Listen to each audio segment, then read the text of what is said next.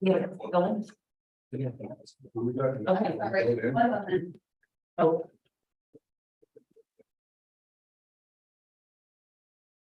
There we go. No, no, it's just a one way. Okay. That's the way to keep communication going.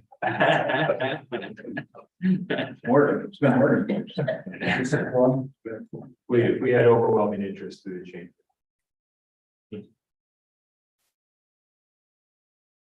Okay, I think we're still muted previously, or do we end? I don't think we're muted. Okay, It's Alright. the owl, the bright lighting is off. okay, okay, go all ahead. right. The Board of Directors meeting Thursday, October 26th, 2023.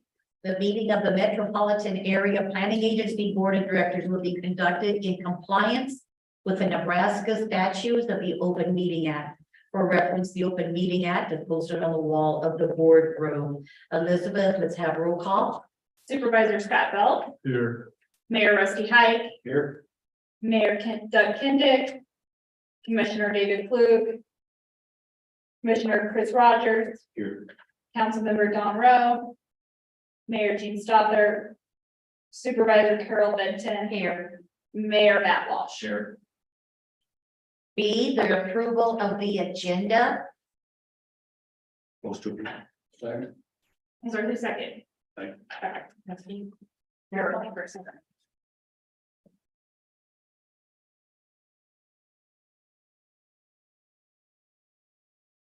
Bell, Yes. Pike, Yes. Klug, Rogers, Yes.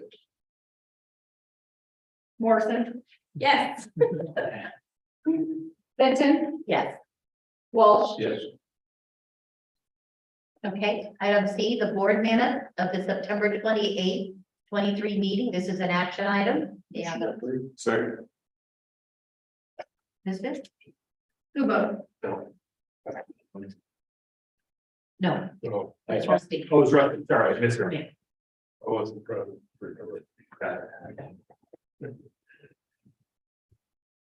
Belt, Yes.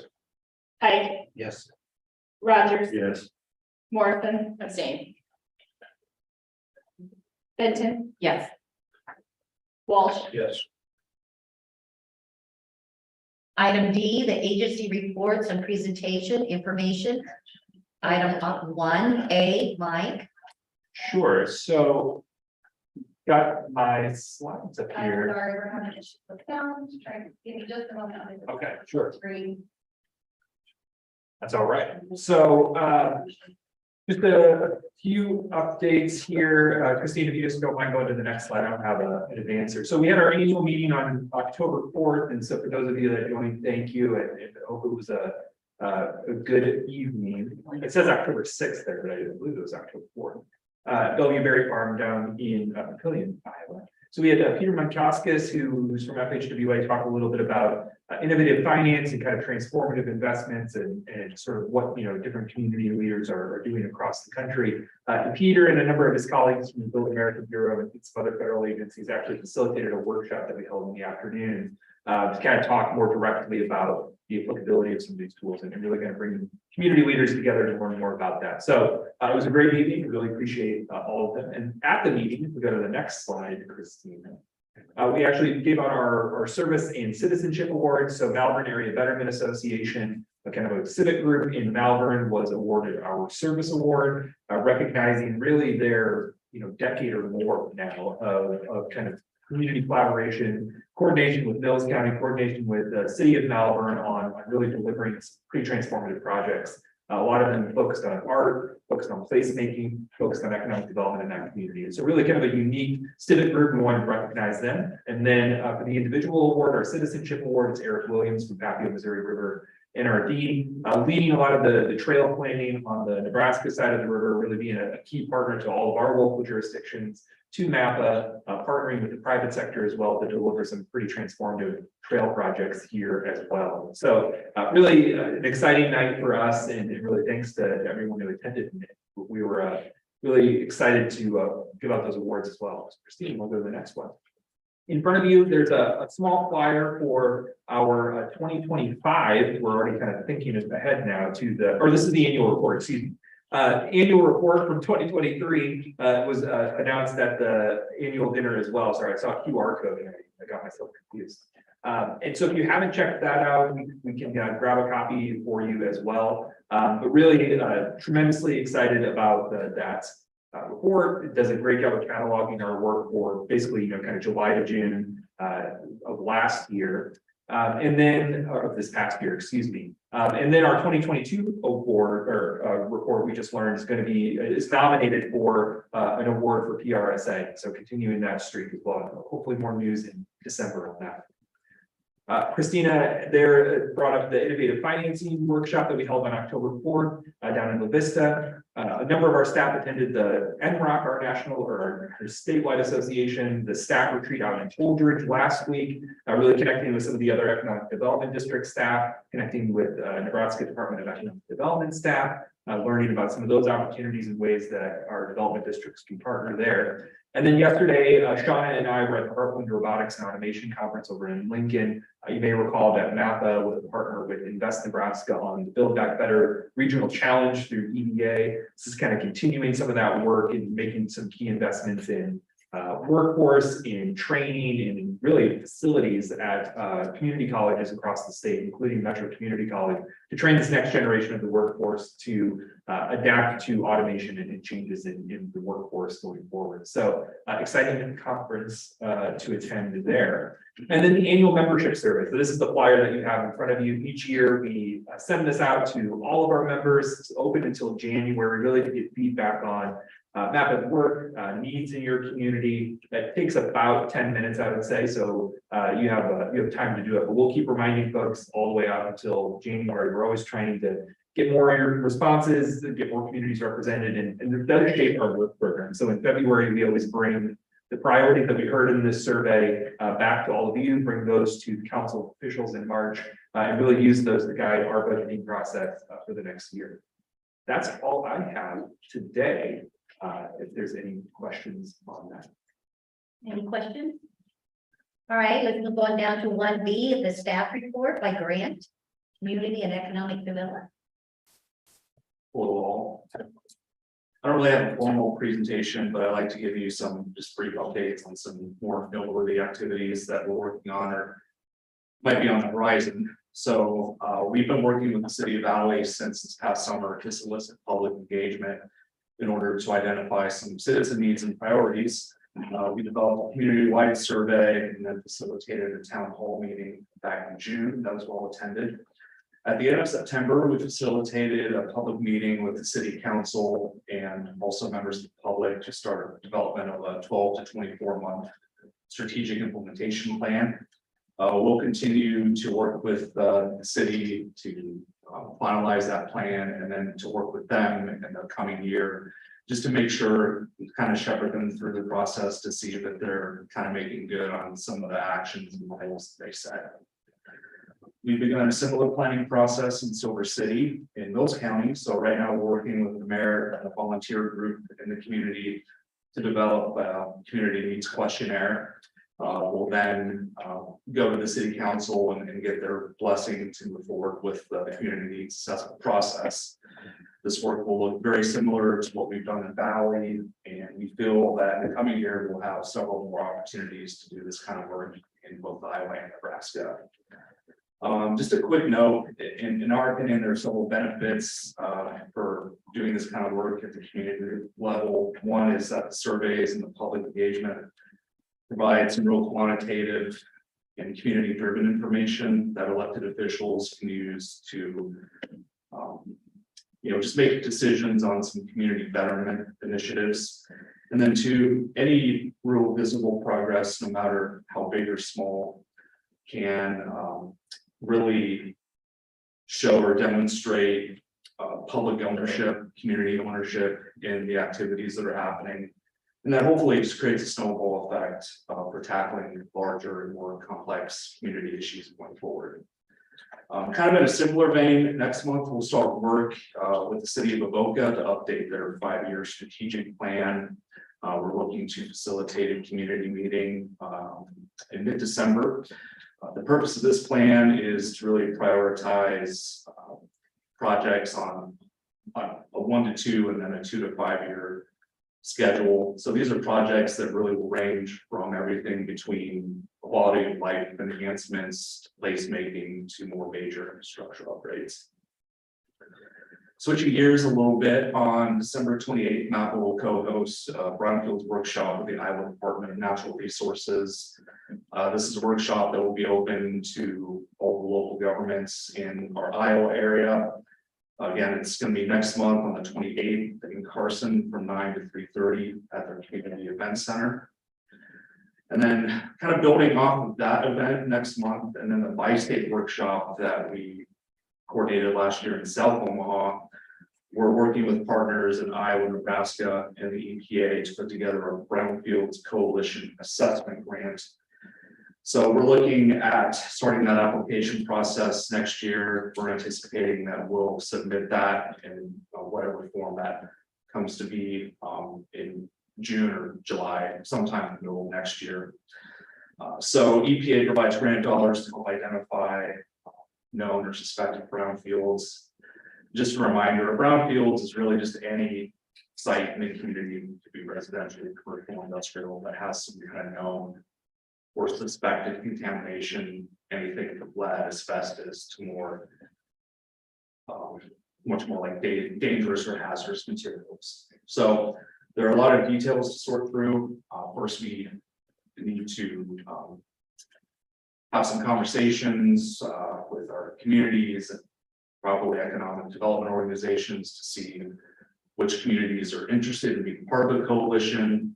And then also we probably need to have further discussion with EPA to determine whether this is something we can do by state or if we need to maybe look at separate coalitions on the Nebraska or Iowa sides of the river. And really just the benefit of having this kind of inventory, whether it's regional or either Nebraska and Iowa, is that once that inventory is in place, there are remediation funds at the state level and at the federal level to clean up some of these contaminated sites. So that's a really tiny snapshot of what we currently have going on. So I'd be happy to answer questions of what I talked about, or maybe I can touch on something that's on your mind that I didn't mention here. Okay. Okay, thank Good you. enough. Thanks, Grant. All right, move on down to the staff recognition. Josh, 10 years of service.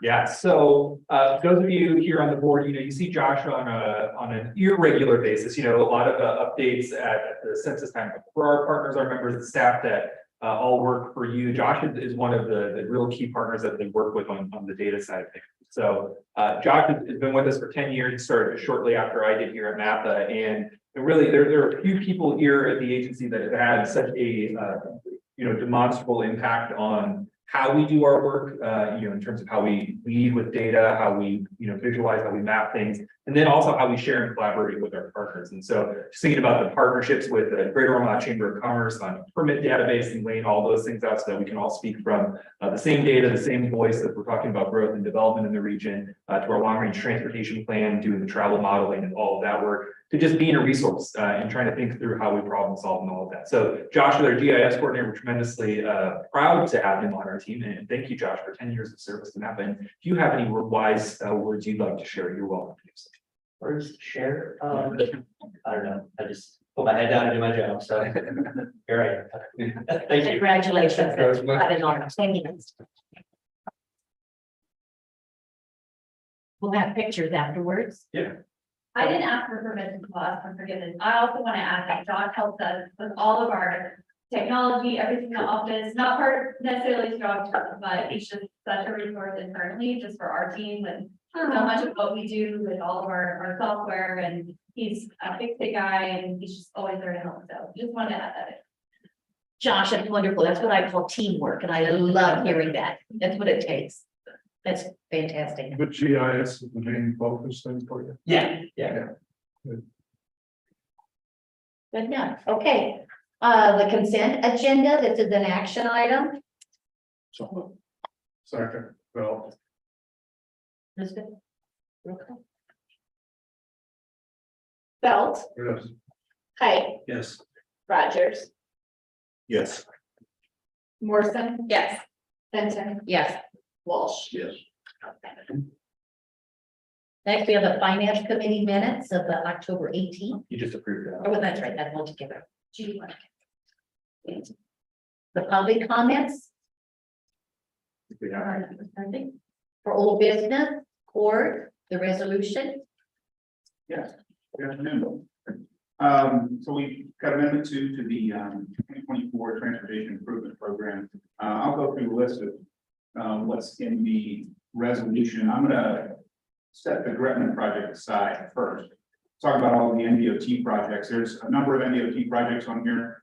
For the most part, the DOT is just kind of cleaning things up between the two federal fiscal years, 23 and 24. So there were some projects that were programmed in both that were obligated in 2023, so those are being removed from the tip. There's a couple of other funding cleanup pieces for some of their project that they've got in the region. For the most part, there's nothing major changing on any of those NDOT projects. They're just shifting some funding around and cleaning some stuff up from the end of 2023, federal fiscal year 2023, that is. The Papio Missouri River NRD's West Papio Trail project, we're shifting that out a year, so it's everything moving from 24 to 25 and 25 to 26. The city of Omaha on their Midtown Medical Center bikeway connection, they got us an updated schedule of how they're intending to move forward with that project. That was added to the tip last month, funding was, and we're just basically cleaning up the schedule. They got us some updated information. Papio Missouri River NRD's Sorensen Trail 72nd Street underpass, same deal with their other project. We're shifting it out a year within the tip. City of Bellevue's Fort Crook Road Bridge feasibility planning and environmental linkage study, that is shifting, it was shifting from 23 to 24. We thought the funding was going to be obligated last year. It didn't end up happening, so we're moving it into the 2023 program. And then Carter Lake, their Carter Lake walking and biking trail project, the extent of what was shown in the map was not entirely correct, so we just corrected the map to align with the project description. And then I want to go back to the first project on the list, Gretna's Gretna to Wearspan Trail. There was an error in the originally submitted tip amendment to this group, and I adjusted that in the resolution. Everything is correct except that the utility construction and construction engineering phase for 2024 should say it's increased from 696,600,000 to 1,299,000. The numbers that were represented were the local match amounts, not the federal aid amounts. So in your motion, I would appreciate if you would address that the change is from that 696.6 to 1.299. That's it. Any questions on the tip amendment? I have a question, Yes. just so that I'm aware. Yeah. If it says project removed from TIP as funding was obligated in federal fiscal year 2023, does that mean that the project is complete or has been fully funded, or can you just explain what that means? Certainly, yeah. So basically it means that the state DOT has told US DOT that they're ready to move forward with the project, usually construction, and basically they've set the funding aside and the federal government knows that it's going to be used. That's effectively, that's kind of when it, like kind of our responsibility within the TIP ends. We still want to make sure to stay on top of the project, make sure that everything's being completed construction wise. But oftentimes that means it's ready to get through one of the phases. So especially when we're talking about construction, if funding is obligated for a construction phase, that means construction is starting soon, whether this season or in the springtime, kind of it's dependent on weather. But yeah, it basically means that the funding's been set aside and it's been taken out of kind of the regional pool or whatever pool of funding it's been, it was coming from.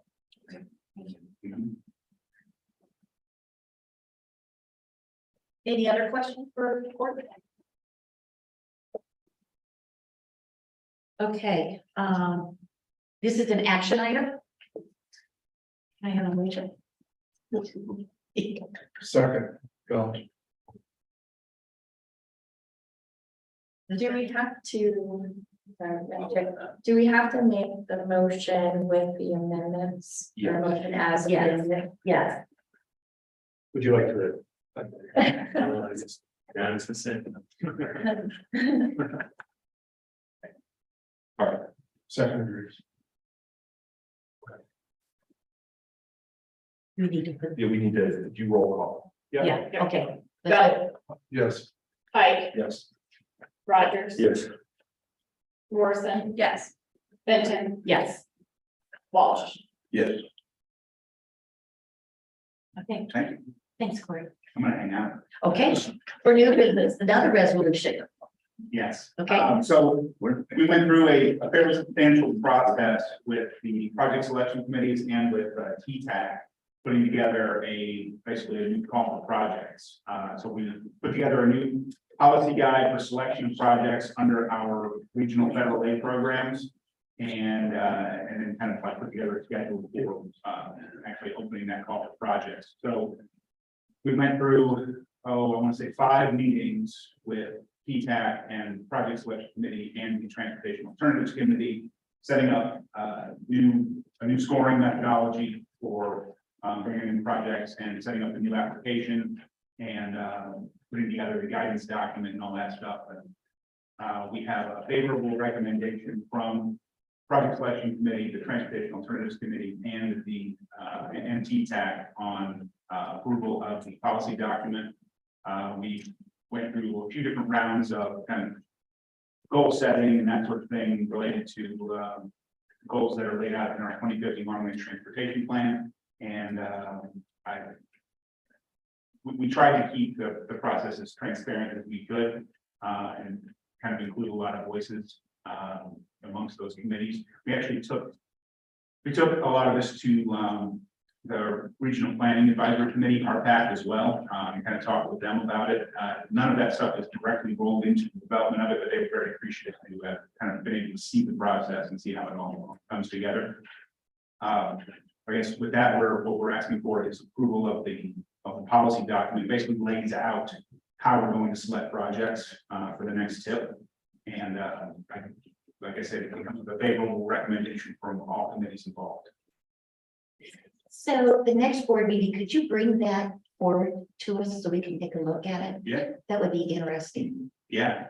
That would be great. Yeah, was the actual document included The documentation. in the packet? Yeah. Yeah. So it should, so I mean, it'll be in we're still kind of cleaning up some of the stuff in the document. Right. The scoring won't change. Okay. But Oh, yeah. document might. I'm going to put that as all I, Yeah, that's the next item. Yeah, we only have the resolution. Oh, We shoot. don't have a policy. thought I updated that. Okay, Oh, shoot. Okay, well, that'd be great. yeah, absolutely. So the policy guide itself, I can give you kind of a brief idea of how we kind of developed it. We had 6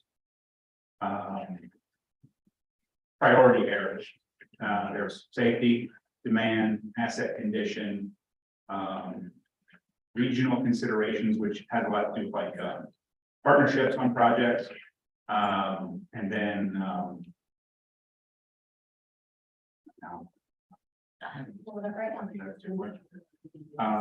regional considerations, greenhouse gas emissions and air quality, and then leverage. Leverage being bringing in additional federal aid, generally, or kind of stretching our dollars. And what we did was we polled all the different committees on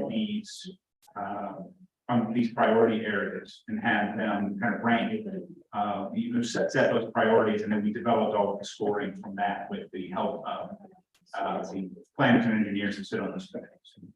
So the scoring was basically put together with, you kind of a lens on that we got in the model transportation plan brought forward with kind of like focusing on, how you measure those things that we say are the goals of the LMTP. So given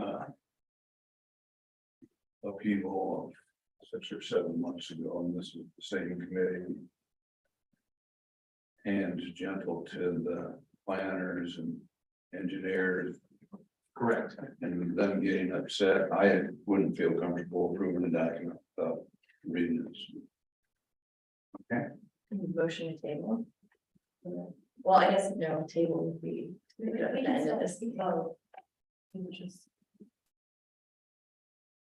Yes. Unless I think, we play it over. yeah, we'd have to lay it over. The challenge there is it's all the way till December, but no, I think given that it wasn't in the packet, we have to, that's a fair consideration. We'll just have to adjust the schedule. I'm not sure how we do that exactly. Yes, If you can hard copy and, I don't know if we can do a online vote or not, but I wouldn't be opposed to that. Timings of the essence, but again. We could do that. I don't know if somebody gave you that. Yeah, that's all right. We'll vote it Oh, on. okay. Can you turn the That's coming across the river to vote. That's right. If we vote to approve the document today. Is there anything that stops? I guess what would be required to amend the document if there was something, if we wanted to bring it back? To change something, or not say we can change it, but. Yeah, for you could- reconsideration. You could reconsider it in December if there was something that you wanted to change. Again, the application itself is kind of agnostic to the criteria. I mean, the criteria are really the piece here that's most at play. And into Mayor Walsh's question, you know, the process that we undertook to develop this that court laid out was based on that kind of committee feedback. And we have a new chair and vice chair for TTAC, and they were really driving this process. And you know, I think it was deeply collaborative, and part of it was taking a step back and just thinking about, you know, with especially a new program, which I don't even think Court alluded to, one of our new regional programs, you know, having 3 programs, having 2 committees, you know, how do we want this to work and how do we use this regional funding to, you know, speed funding in projects to get them started, but then also have a strategy for going after more regional or more national discretionary program funds to make it all come together. So yes, so I don't know, Court, if you want to go through this is your, I think your TTAC slides, if I'm not mistaken. yes, I would be fine doing that. Yeah, I think that would be good, because this actually goes through what is, you know, each particular category and lays that out. Yeah, we can start with that. So as Mike said, there's 4 programs that are represented in the policy guide. The SDBG program, the PAP program, and then the new CRP, the carbon reduction program. We haven't done a selection under that program yet, so that'll be a new funding source that will be applying projects to this, for this upcoming tip. And then the last one being the 12050 mini grants, which is kind of a regional set aside of the SDBG. There'll be 2 colleges. There's actually 3 applications. There's one for SDBG and then another one for both TAP and CRP, and then there'll be a 3rd application just for the Heartland 2050 mini grants. But many grant applications not changing very much. This is the first time we've actually included it in a policy guide. Previously, the policy was just in the application itself. It kind of laid out what the rules for applying for mini grants were, but we decided that if we're going to make one policy guide, we might as well go ahead and drop the mini grants in there too, since we conduct the corporate projects around the same time. Within the policy guide, there was something was brought up both at TAPC and at PROSCOM that planning projects don't really score very well under the methodology that we lay out. It's more geared towards infrastructure projects. And the way that both of the committees decided that they would prefer to do things, particularly PROSCOM, was that they'll basically kind of like set the planning studies aside, evaluate them amongst the planning studies, and then they'll make a decision on kind of how much they think the region should spend on planning under these programs, and then they'll make that recommendation to TTAC and then ultimately based on that. So the way that we're gonna be scoring projects, or the way that we're proposing to score projects is there's 100 points total. We're trying to keep it really simple. And then each of those 6 priority areas that I was talking about, safety, demand, asset condition, those kind of things. There's 100 points within each of those. And then the criteria, they're all weighted, the criteria as well as the priority. So ultimately you get 100 points for the whole application. And so, for example, for STBG, the way we've got it right now, 30 points can come from safety.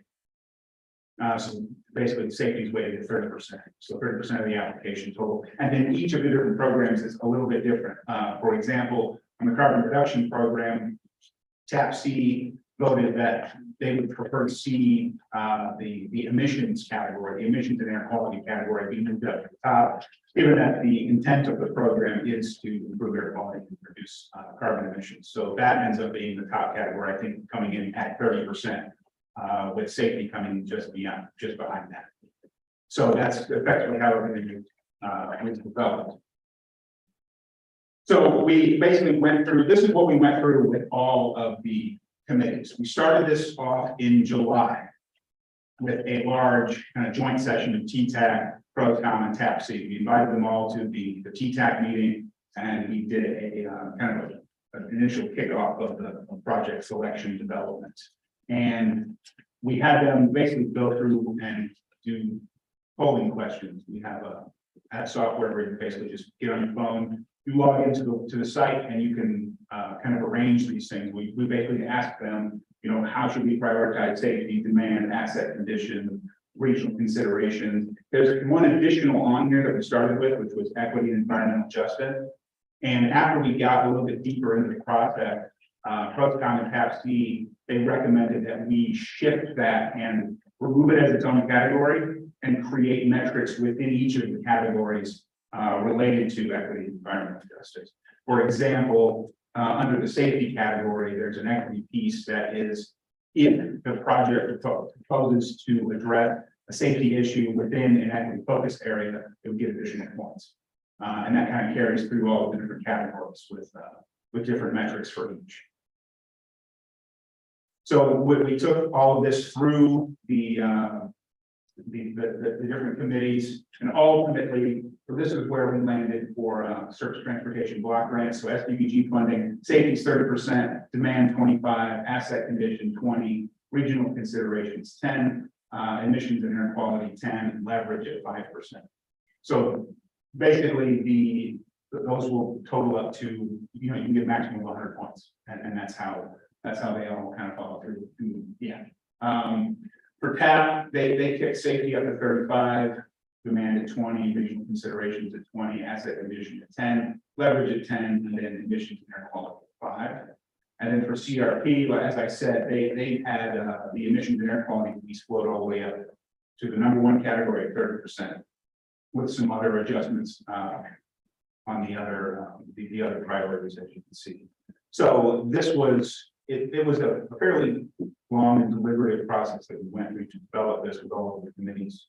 And all of them actually said that they thoroughly appreciated the way we took them through this. The kind of in the meeting polling that we did was extremely effective. They were able to kind of set, you know, individually what they thought, and pulled together the aggregate. And it pulls it together immediately. So like that bar chart that you saw earlier with the different priorities, that comes up, you know, right after they're done voting, and everybody can kind of see where things sit. And then they were all able to you know, kind of vote on whether they thought that aggregate was the appropriate way to move forward. So it is coming with favorable recommendations from all 3 of those committees.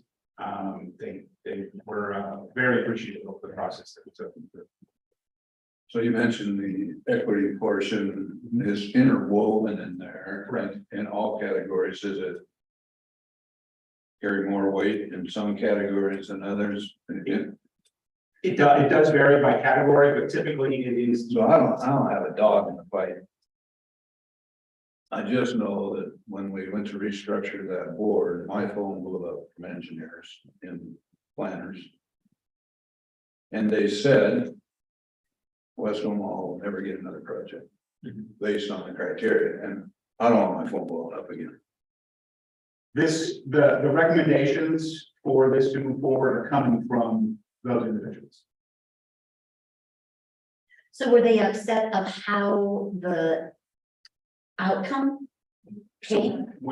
So previously, there was some consideration of this process being led by a joint committee of two of our, of the Transportation Technical Advisory Committee and Regional Planning Affiliation, or Regional Planning Advisory Committee, sorry, I'm mixing up my acronyms. And so last December, we brought that to the board for consideration about starting that process. There was a lot of concern about that being really kind of too much of a change.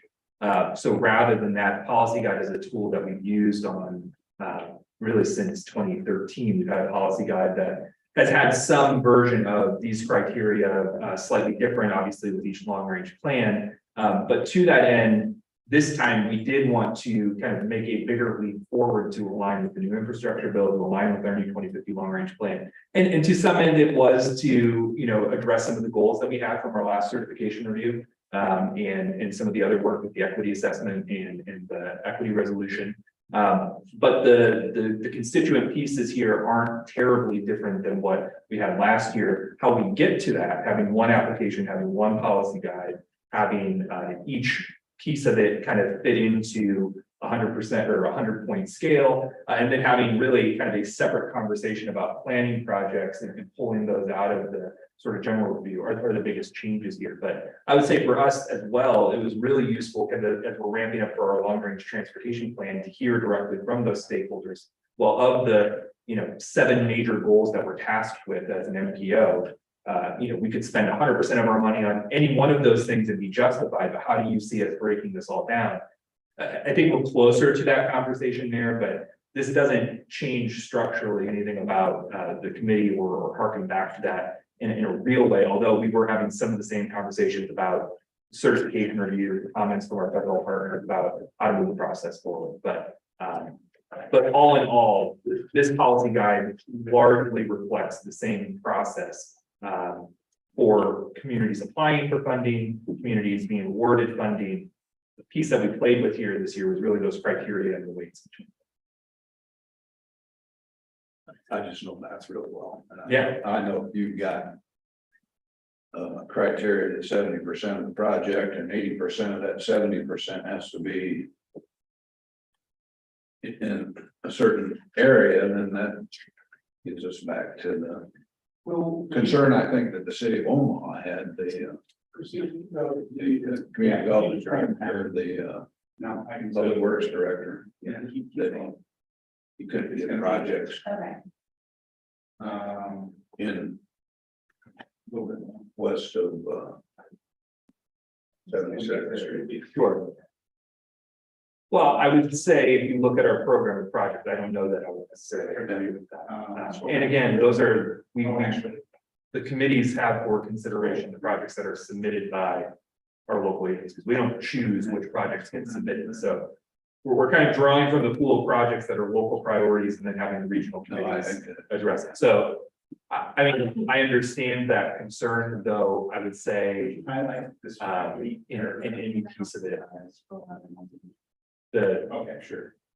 geographic pieces play a role, particularly in the equity parts. But what I would say is, there's just a level of economic activity in Omaha, just in general, that put a project anywhere in Omaha with population, the employment, proximity to X, Y, and Z, it's just going to score higher. I mean, we see this with Metro Transit's projects in general in our criteria. But that's really what the committee is there for. I mean, if we were going purely quantitatively, it would be difficult to do that in a way that reflects the differences between communities. And so this is really a starting point. This isn't really dictated. And we've seen that in the past where projects that might be the 4th, 5th, 6th priority jump ahead of a larger project and they've scored higher, or vice versa, smaller awards to a number of projects lower on the priority because we want to support projects across the region. We saw that last time we did this. So this really is a tool that gives the committees, in our view, really they're in the driver's seat of how we approach this. We give them the quantitative scoring as a starting point, but they do have flexibility to deviate from it. But it's the DOT who decides what project Not with this, no, this is, Not with this. this is the board of directors that makes this. Yeah, ultimately, yeah. Okay. It will ultimately come here, yeah, with recommendations from the selection committees and CTAC. Okay. Yeah. Mayor, to give you an example, this is the equity piece that's under safety. So there's 100 points total within the safety category. 10 of those are the pre-identified safety issue in an equity focus area. And that's basically how it is in all of them. It's usually 5 to 10 points out of 100, so 5 to 10% of the category is dedicated to those points.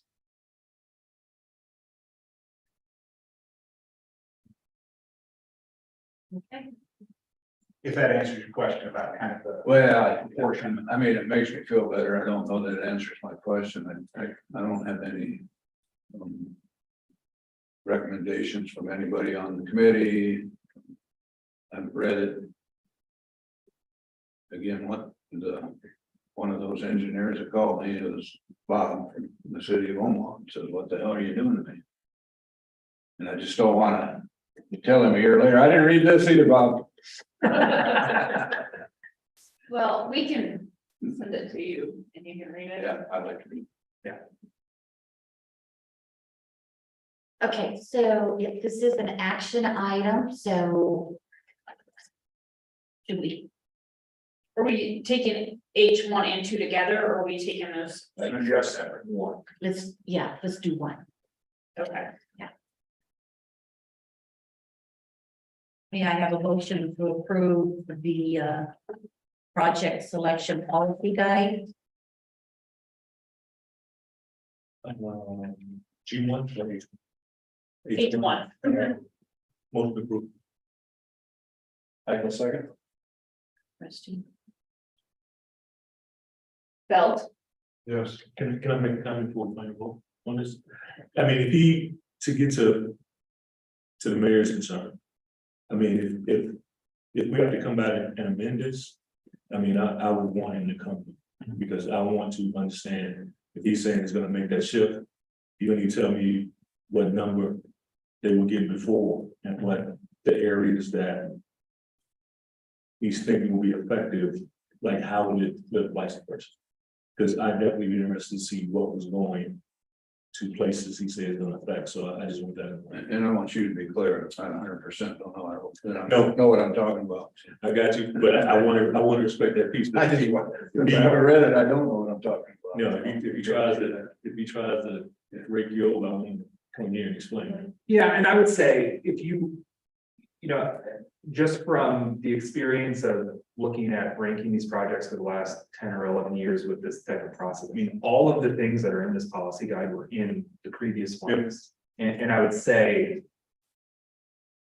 it's likely to have a similar output, you know, just based on the types of projects that we see. And I mean, that's part of what this whole process was, to tune our project selection process to the types of projects that we see.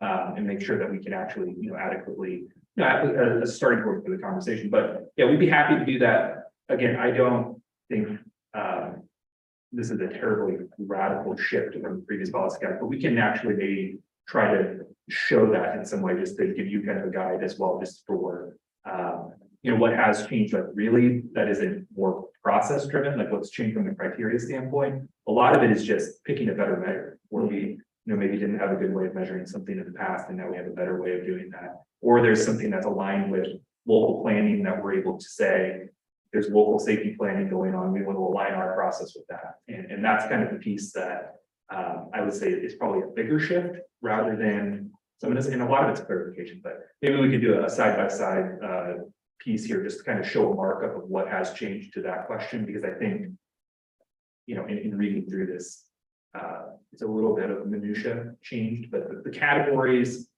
process, giving the tools to the committee to make it a little bit easier for them to suss out, that was the bigger shift here this year.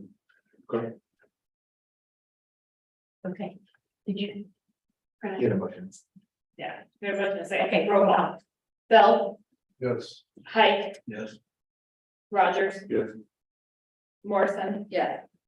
Benton, Yes. Walsh, Hey.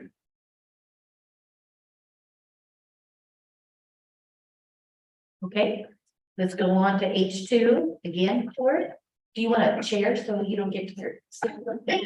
Oh, I see. Okay, go ahead. All right, so this kind of the second part of this goes along with the policy guide. We have a schedule for project selection. We're asking for permission to open a call for project. So we want to open call for projects on Monday, so on October 30th. The submittal deadline is set at January 12th. So applicants will have a little bit more than 2 months to get their applications in. What we intend to do over the next 2 or so months is actually go out to the various communities and ask the staff, what they're looking to do. If they're intending to apply for federal aid, if they want to go through the regional program, if they're thinking about going after a larger discretionary award, we want to have some kind of one-on-one time with public works and planning staff to find out what the interests are. We've already had some kind of early conversations with a few of our partners, but it worked really well the last time we went out and talked to public works and planning staff at the different jurisdictions.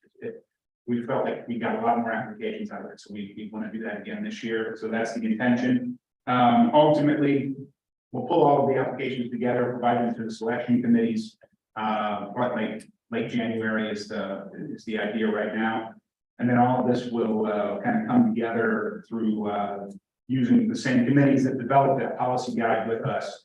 And they'll make recommendations to TTAC. Ultimately, that'll come to the board and that'll be pulled into the draft tip in May of 2024.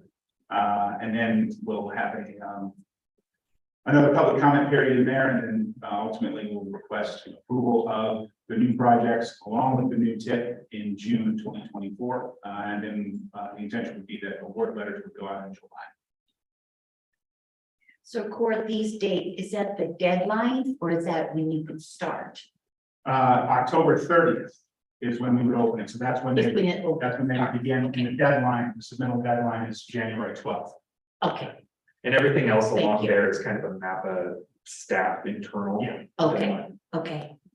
Got it. Just kind of laying out the process of how we think everything will go. We've actually, for the most part, got the project selection committee meetings already scheduled. I talked to the chairs and they're on board with getting 3 meetings scheduled for the spring, so we can set ourselves up for success.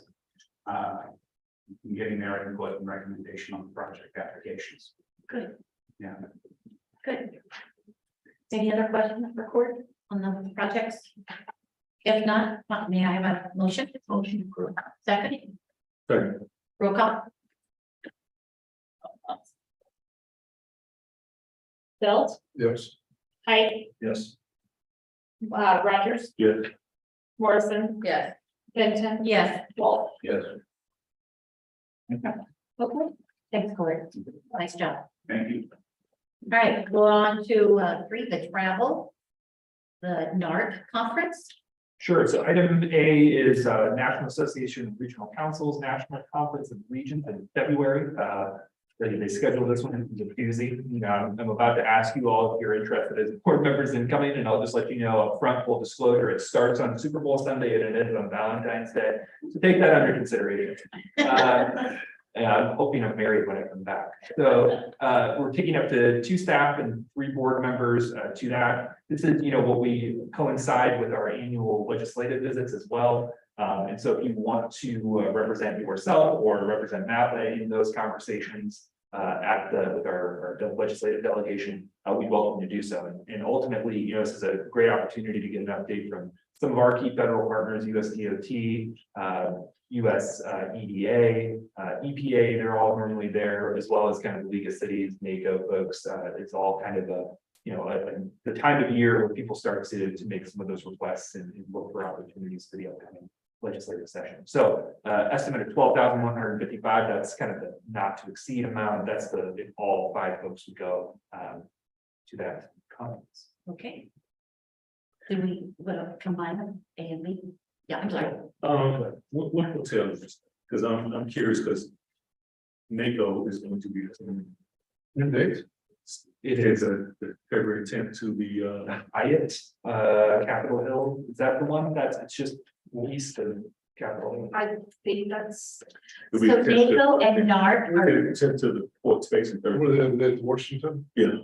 In Washington. so NACO and NARC are going together at the same time? Yeah. Oh, that's gonna be interesting. I mean, This is a COVID reschedule, I know. Yeah, exactly. Well, I Can mean, thank you for your travel. Sleep half the night at one room and half the night. jump over and go to the other. I won't need flight, but I'd be interested more. Okay. All right, thank you. And Commissioner, you'll be there, or you said you'll be there for the national conference. Yeah. Liz will schedule our. I agree. Agency that voted. If you wanted to know. If you had gone with us before, it's the hotel across the street from the old hotel that we used to stay at, the Hyatt Regency, just to the kind of north, I guess, on New Jersey Avenue. Capitol. Much nicer. Yeah. Don't get your first one. That was really good. That was my Do experience. you want to take these together, or I mean, we can just, Sure, is that okay? Motion to accommodate the oh, Okay, well, B, I haven't presented on yet, so, but B is, for Laura to travel out to North Carolina, there's a community group, led by United Way out there in Gaston County that has done a regional vision, in some ways similar to Heartland 2050, but they're folks that we've been working with now for, I guess, gosh, it's been over a year, just kind of, talking through some of what we've learned through our process. So Laura and I will be presenting to them as part of their workshop in the morning. Laura will be in person to facilitate some of the kind of in-person stuff. They did request that, and I will be virtual as well. But they are going to be reimbursing us for these travel costs. This is just our authorization to send Laura out there for that event. But really interesting, kind of a different cross-sectoral group, and I've had the opportunity through NARC and AMPO actually to meet the director at the Central Lina Planning Commission out there, which is the regional organization there, and just kind of learn from them. They have, kind of a different focus, a different sort of, I guess, cross-section of their work than we do. And so it's kind of interesting to learn about that type of effort in that one. who's in that region? Is that the triangle or is that Charlotte? That's sure. Yeah. Mecklenburg. So this is, I think, the Dallas, North Carolina is the community that's in Gaston County. Yeah. It's she's the- with the Charlotte. all right. Since these, both were action, we will combine that together. Motion, Second. roll call. Belt, Yes. Height, Yes. Rogers, Yes. Morrison, Yes. Benton, Yes. Walsh. Yes. All right, so the last item, Mike, you want to talk to us about the calendar and meeting dates?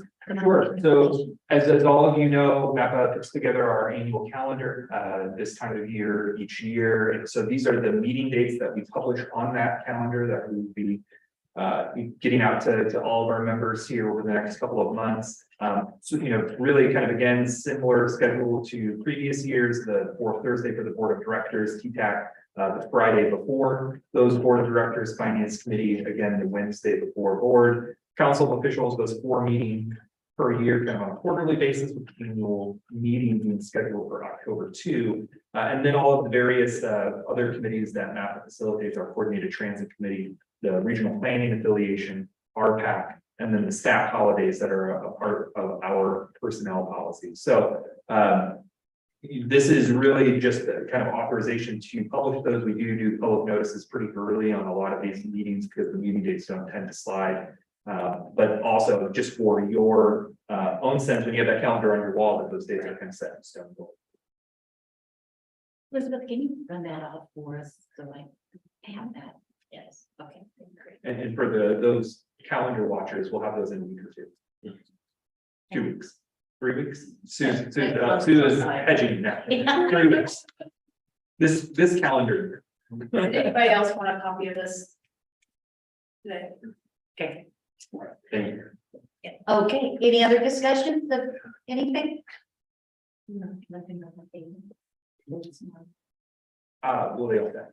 So. Oh, okay, Yeah. all right. And just a reminder, we not meet in November, friendly reminder.